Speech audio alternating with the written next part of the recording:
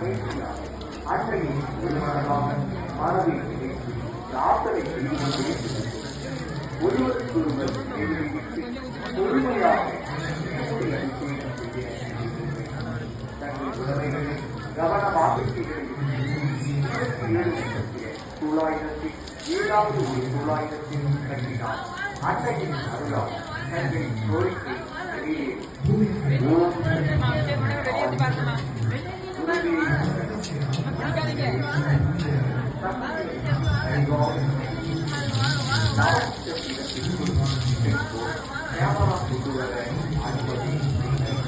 புகைப்படம் இருக்கவும் அனுமதி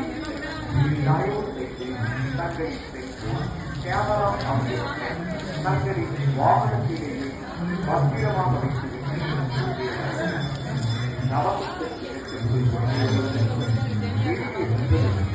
தனித்தவையை தடுப்பு வேண்டிய